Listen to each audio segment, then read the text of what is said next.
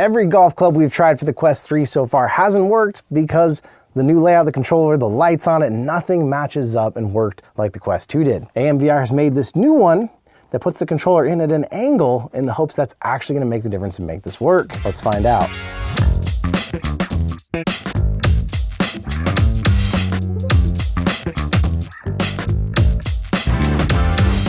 I've tested a lot of golf clubs now, Quest 2 mostly, but I will say the thing that surprised me the most, just even in the box, this feels light. Maybe it's gonna give you more of that driver feel.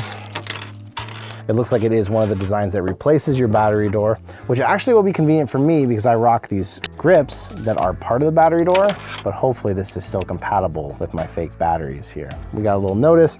Before use, make sure, again, the fixed buckle is not loose. So make sure when you go to really drive it, you don't launch your club across the room. So open this, and then right now I think I have a problem already. So you see this piece is essentially gonna lock in to that hole. Normally you wouldn't have this huge of a battery bit here, so I may have to swap to a stock battery. Yep. Luckily I have another Quest 3 right here that actually has batteries in it. So now it's got all that space for that to lock in. It does add a little more weight. It's been about a month since I've been to a Top Golf, so I can't say that's quite the feel and weight of a driver, but it's closer. For those of you golfers out there, you know, drivers weigh a lot less than irons, like a surprising amount less. I would say though, even this, I think this feels like a very light driver, or at least an off-balance driver, but it's got the realistic golf grip here, AMVR branding on it. In theory, the headset should be able to see those lights just fine. So I guess we gotta jump over and do some game testing and find out how well it works. So far, so good. I just have one extremely long arm sticking out way in front of me. You can see it here looking hilarious. The problem with a club like this, you just paid 50 bucks for it. And the question you gotta ask is not only does it track, but do the golfing games you play actually have a mode to adapt this to work in it? Because now where it was used to you holding the club like a real club, now I'm holding this and my wrist in this game is like this because it thinks I'm holding this like normal, not that I can aim it like that. So we're gonna get into a couple of top golfing games, find out if they have modes for this, and see if it works.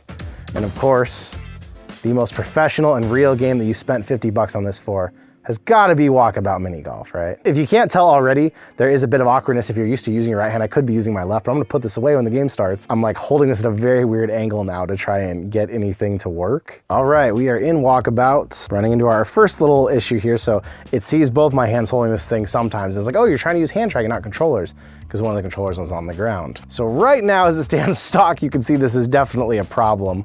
My hands are here and it's showing the hand way over where the controller is.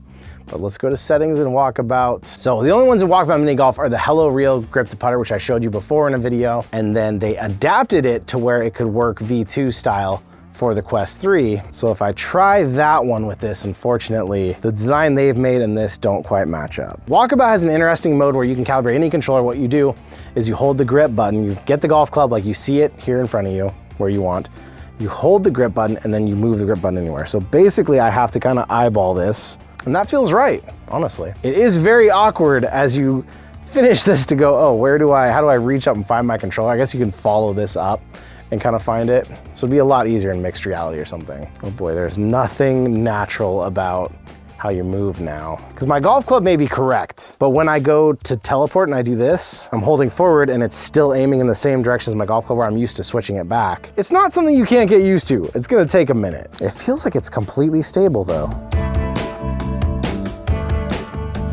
Oh, I missed the putt because of skill, not because of the golf club. Although, I guess it could be that like, there's a micro bit difference of how I calibrated it versus how it should look, but it feels right, it looks right. Tracking is a pass, as far as I can tell, and so far Walkabout works. Let's see if Golf Plus has an option for this. All right, we are here in Golf Plus. Tracking is solid.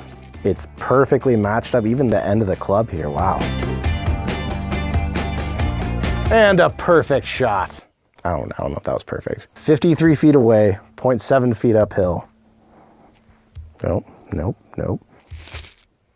Ooh, that was way too much putt. Way too much putt, we're back in the rough. You can tell I don't play Golf Plus much, or real golf for that matter. That was a pretty damn amazing shot right there though. All right, let's head back to the table. Let's talk about this. AMVR golf club grip accessory for the Quest 3. A little light, I told you. Let's see how light. 301 grams right there. That's with the controller, a regular AA battery, and the hand strap on it too. Tell Me More Golf says that an average driver is around 330 grams. So I did say it seemed more like a driver weight. Gonna be real light compared to an iron. Early reviews, people are like, oh, games don't have modes. It doesn't work for them. Games have modes, at least some of the top ones. You can calibrate it easily in Walkabout, it works for that. 50 bucks is not cheap. I will say that for a golf club in general, one of these golf clubs, but this one seems to function perfectly. I like the design on it, the form factor, it feels pretty balanced in hand. It's a little awkward always reaching up, but with the Quest 3, there's really no way to win in that situation right now. It just has to face this way. So if you are an avid golfer and you're really into it, really into VR golfing at least, I'd say 50 bucks would be worth it to you. If you're someone who just plays Walkabout and you're just looking for something to add a little bit more realism, 50 bucks might be a lot because you might not use it regularly enough at that price, but I can't knock the product itself. They designed it and they got the games to quickly adapt for it. So there's gonna be a link in the description down below, top comment, in case you wanna check it out and get one. I will be testing more golf clubs too, now that more are coming out, comparing them against each other, so watch out for those videos as well. But I've gotta say, AMVR, you did it, and I'm impressed. I thought the tracking would be an issue, because the Quest 3 also usually relies on your hand, but it switched up fine. So thank you to all of you for showing up, being here with me today, and I will see you in another reality.